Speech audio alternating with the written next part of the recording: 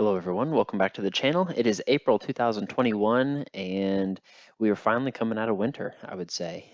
Things are starting to warm up a little bit and before we know it, it'll be time to start mowing the grass again. But for this month, nothing too crazy happened, honestly, just like the last month. I did make 3 paychecks this month, so I almost made 10,000 in gross income.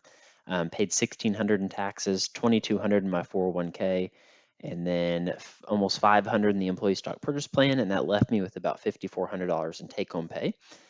For my wife, she made just slightly less than she did last month, but one class came to an end, and so yeah, just missed like $300, but no big deal. 5,130, 578 in taxes, 1,625 in the 403b. And I need to comment on the 403b. Next month, this is going to change for her. I was doing some research and trying to find some more ways where I could like hide some of our income. I say hide, but it's, putting money in traditional 401ks, 403bs, HSAs, things like that, that decrease your taxable income.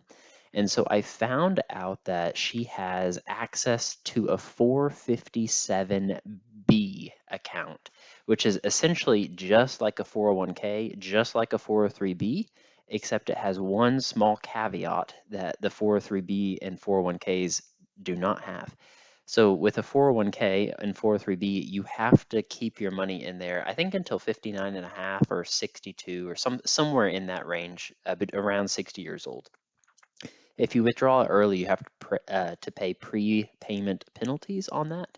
With a 457B, it's essentially like a deferred compensation plan. And so it operates just like the 401k and a 403b do, except there is no prepayment penalties.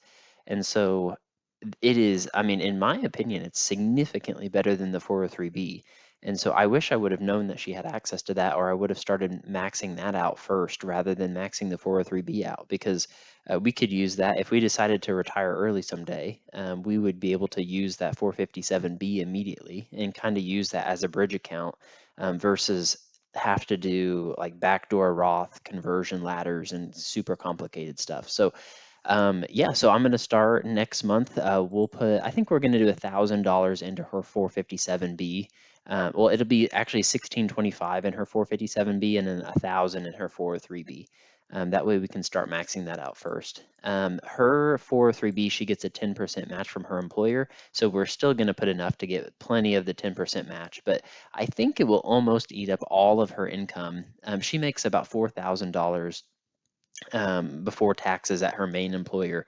And so 2,600 will go to retirements, and then almost $400 will go to HSA, and then $130 will go to insurance. So like 3,300, 3,000, I think that's right, 3,400-ish dollars are going to go to insurance, HSA, and retirement. Then the rest she'll probably pay in taxes and take home nothing from her main job. So we're just going to tuck away as much as we possibly can and try to save on taxes as much as we can. So that's kind of the game plan for May next month. But for rental income, I had the one lady that paid a little bit late this month. So we made an extra $60 there. And then I did get my tax return this month. So it wasn't anything too crazy, 1,152. It probably means, I don't know, I need to claim a little bit more, but I'm fine with that. I didn't get back too much and I didn't have to pay it all, so I'm fine with that. That is for federal and state tax return.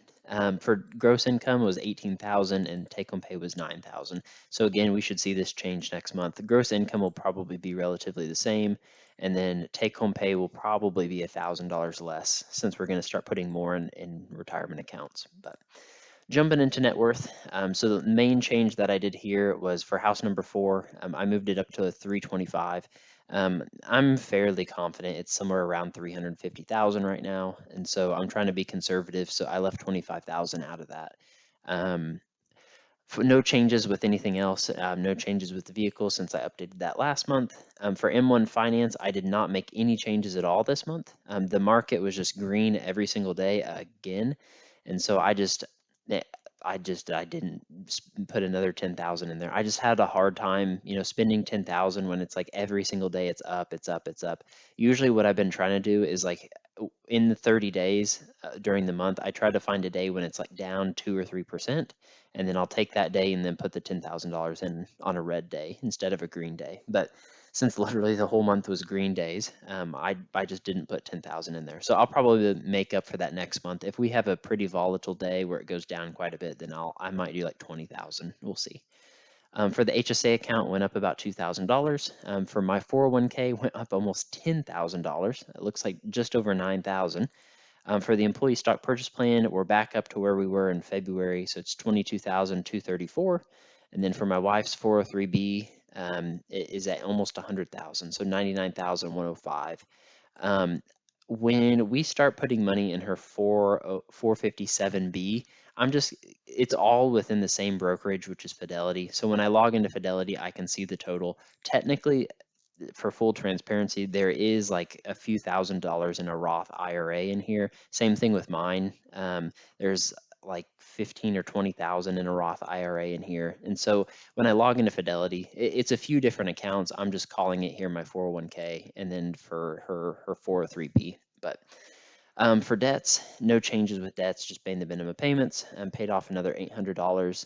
And then this month we saved about $5,000 since we did not put any money into the M1 Finance account. I did have to spend about $4,000, maybe $3,000, and finish the roof this month. So I got all that paid for, and honestly wasn't as bad of a hit as I thought. We did a metal roof and just put it over the existing asphalt shingles, and so it was a little bit cheaper to do that. So we should be good for probably 30 to 40 years, I would say now, so no concerns there. But to wrap up April 2021, net worth is $755,469. Most of that coming from investments. We're up 21,000, and then the other 20,000, 21,000 was just property going up in value, and mainly the increase in house number 4 this month, just to get caught up to what it actually is worth. So in terms of goal pace, I am $263,802 ahead of my goal pace of becoming a millionaire by the age of 30. So we do have a birthday coming up next month, and so I will be ever more closer to that 30-year-old mark, but still have a few years left to go. So yeah, that's it for April. Pretty quick update today. So wrapping up the month with $755,000 net worth, and I'm finally 3/4 of the way there to millionaire status. So hopefully that last 250,000 goes by pretty quick. Hopefully the market just keeps going up, and I can get this knocked out pretty quickly. So thank you all for watching the video. Be sure to like, comment, subscribe. Next month's videos are on the screen now. And as always, if you have any questions, comments, things that you'd like to see in future videos, just comment them down below. Thanks everybody for watching, and we'll see you in the next video.